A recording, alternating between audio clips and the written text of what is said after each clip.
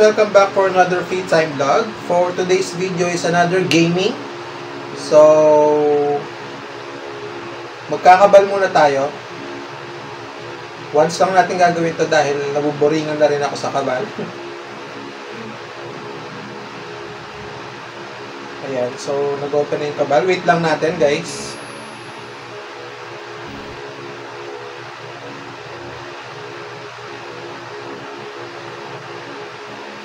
Yan, so maganda naman yung Kabal Mobile guys. Pareho-pareho lang siya nung nasa PC version ng Kabal, yung mga naunang version. Yung mga skills nandun din. Ang pinagkakaiba lang is dito sa Kabal Mobile, meron siyang autoplay. So hindi mo na siya kailangan meron tawag dito. Yung mga quest niya autoplay lang. So pag click mo yung quest, siya na mag-isa mag-teleport, siya na mag-isa pupunta doon sa monster na papatayin niya, yung target niya. Kung ilang man target yung monster, papatayin mo, hindi po ganun. So, tuloy-tuloy siyang gagalaw na mag-isa. So, as usual, makikita nyo dyan, ang laro ko parate kapag naglalaro ako ng ganitong games is usually Wizard. So, Wizard po tayo. Ayan. So, same lang yung mga damit niya, yung mga equipments niya, pareho-pareho lang sa PC Kabal or Kabal PC. Yeah, so nasa left side yung mga quest, and then meron mga buttons sa right side for equipments, at saka kung ano pa. And then sa baba, of course, yung mga skills niya. Mga skills niya ganun pa rin.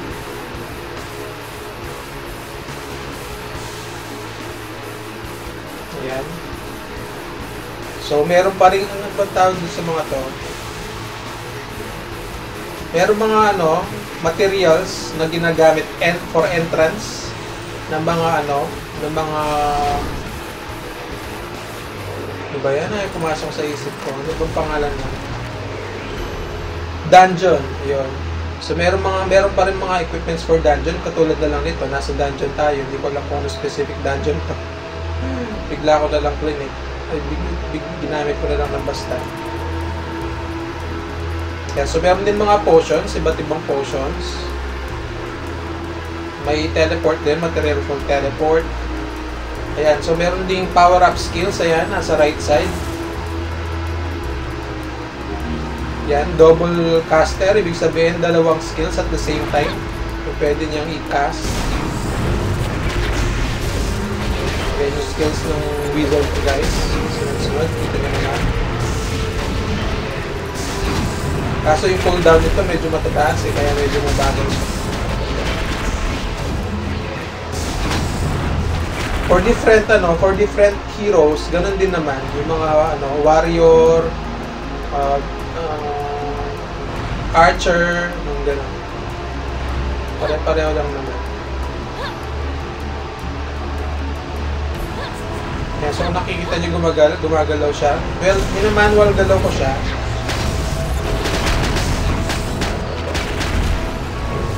Pero pwedeng auto yan guys, automatic yung gagawin. Then you got the health and mana bar on the top left corner. Tapos yung XP niya nasa pinakababa, medyo manipis na line na yan. XP yan. Then yung life ng monster na pinapatay nyo, nandyan sa taas, sa gitna. Meron din siyang dash. Ayan na yung sapatos na dash at saka dash ba tawag doon? Dash yata ang tawag doon. Saka yung mini teleport.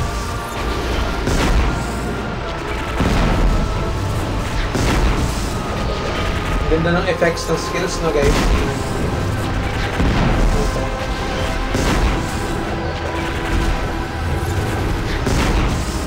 May nakuwang box. May nakuwang item. So, meron din binibenta mga crystals at saka ice. Yun yung nakita nyo kanina.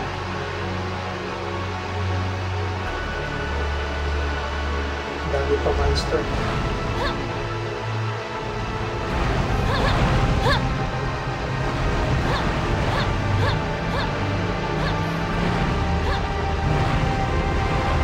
Ganyan ang ginagawa ko guys pag nasa quest ako or tinitipon ko yung mga master. Kasi ano naman yan eh.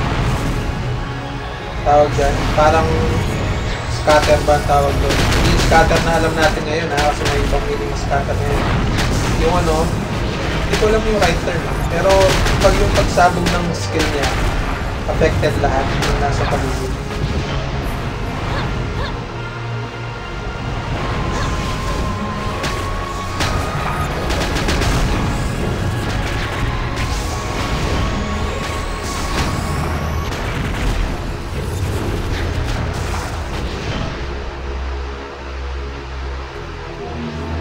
Wala na yata. Kaya na nakita nyo yan, teleport. Mini teleport. Nasa bridge na lang.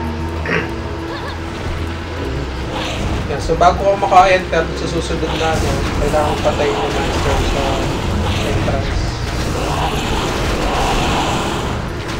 So patayin mo yun. Pwede ka na pumasok sa susunod.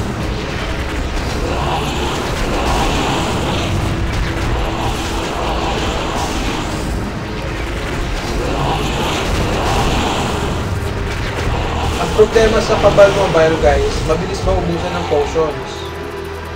So medyo mahal ang price ng potions. At isang lugar lang yata, sa Port Lux yata yung ano, bilihan ng potion, reds at saka blues.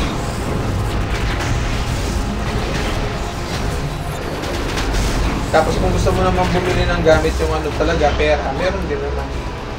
Kaso mahal. Bukod doon, pwede ka rin makakuha ng potion sa daily login. I think 7 days or 14 days bago ka makakuha ng reds at saka blues na potion. Sa ano lang, sa by logging in. Ganun.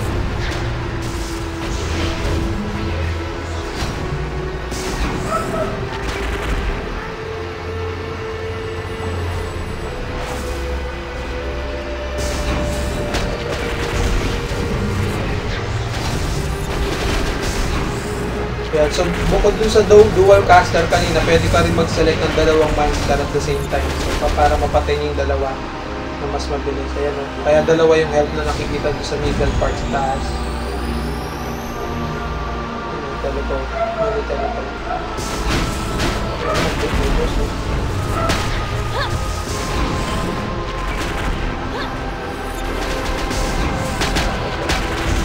Meron din mga buffs yan guys. Kaya kung nakikita nyo sa baba, mga buffs yung nakalagay sa ano ko. Sa skills. Buffs lahat yan.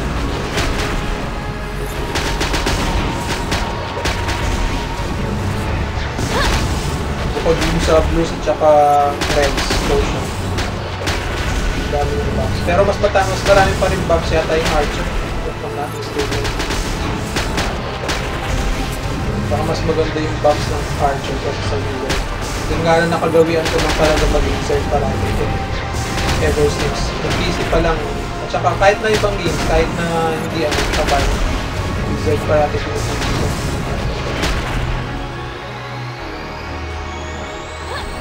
Boss niya yata ito eh. Hindi ako magkasama.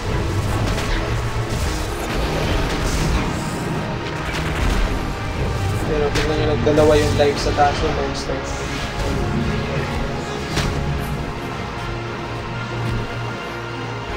Makunat. Mataas na rin yung level ko. Hindi ko alam kung ano yung level ko. Kaya medyo ano ako makunat ng content.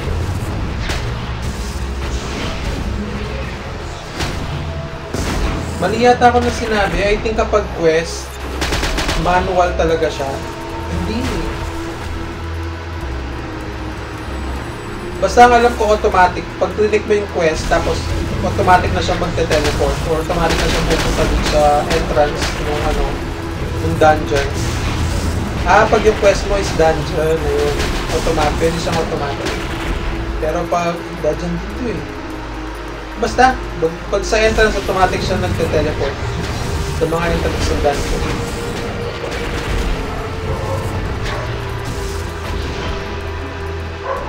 Malinis na.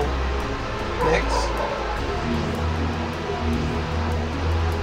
Yan pa. Ito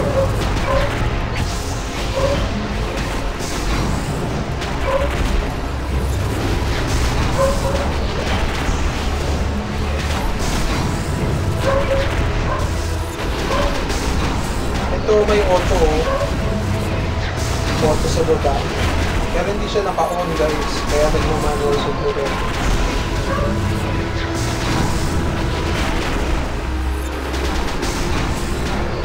Ayan, kung nakikita nyo meron timing dungeon, gaya nung sa old Cabal PC. May oras siya. Yung iba mahirap guys, sobrang hirap ng dungeon. Tapos wala ka pang potion. Pag wala ka pang potion, yari ka, hindi mo matatapos. Eh yung mga yung mga entrance material nun, yung mga key, yung mga ganun, yung mga key, ano lang yun eh, limited lang yun eh, ang hirap hanapin yun eh, nakukuha lang pag minsan sa quest eh. Hirap makapulot ng mga ganung entrance material. Kaya naka-cooldown yung dual caster ko, kaya hindi ako naka-ano ngayon. Naka-manual lang siya. Ayun, napatay na. Yan. Nag-cast na ulit. Ayun yung box. Box ba yan? Hindi ko nakuha guys eh. Ayan yung material. Hindi ko siya nakuha, na-exit na ako. Ayun, nakuha ko siya.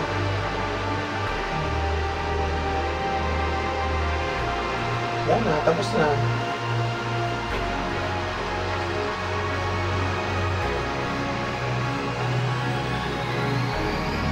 Ayan, sa 4 lang siya. Ginagamit siya sa, hindi ko nabasa,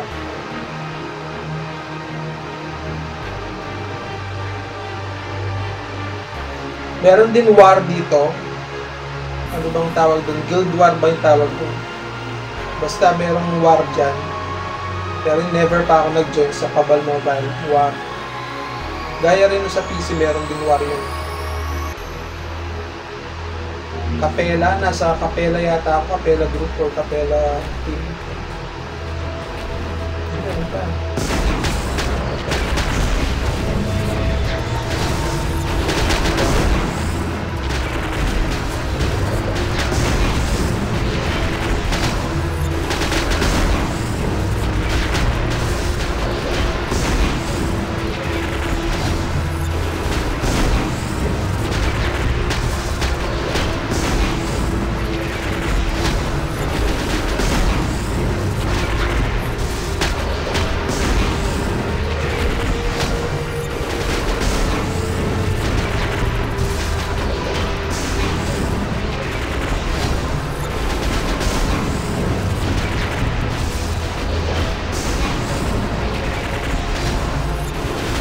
Yung SP na yan yung potion for ang tawag dito, special skill, yung nagdo-dual caster ka, gano'n, o kaya battle mode.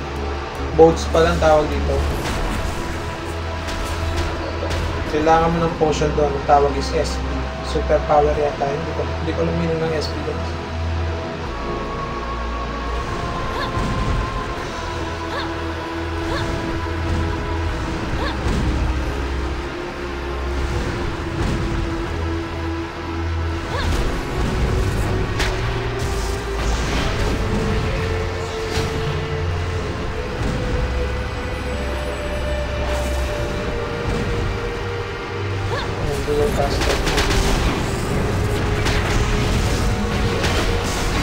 So may party system din, ayan. Meron tab for party on the left side. Kabilang tab is quest. Kung gusto nyo gumawa ng party, meron din. Parang sa Cabal PC. Alas pareho-pareho lang guys. Yung ano lang, yung controls lang ang pinagkaya ko siguro. Since mobile ko, mas ano siya, mas mabilis, mas handy. Unlike sa PC Cabal, available lahat ng keys, diba? Eh dito sa mobile, wala. Ang keys mo lang dito is navigate at saka fire, gano'n.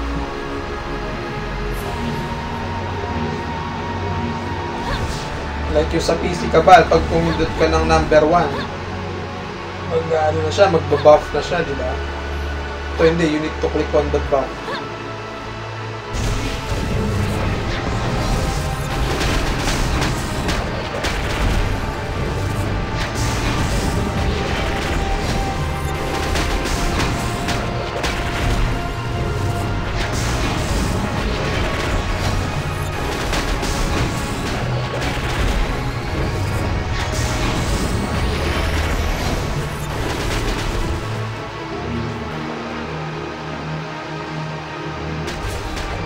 Meron naman chest box, ano ba tawag doon?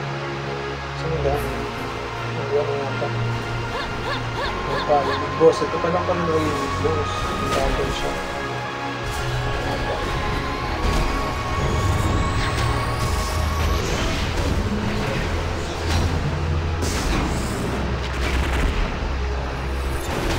Kunti ng bawas na guys.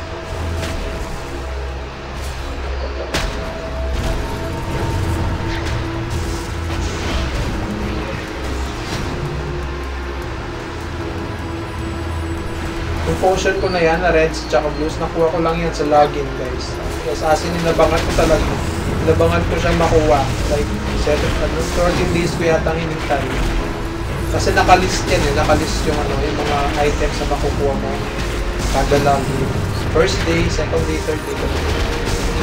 Eh, yung item na blues tsaka reds, makukuha mo pa lang siya. 14 days. Continuous login. Ayun. Tapos sinabay ko ng mag-record at saka mag-quest.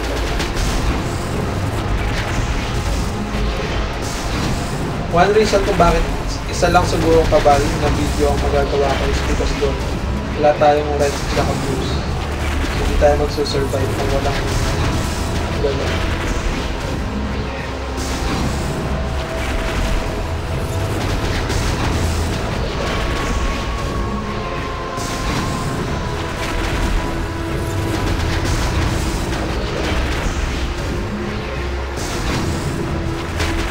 Nakaano siya, costume. Bukod dyan, meron na siyang item talaga na suot. And then parang naka-cover lang ng panda.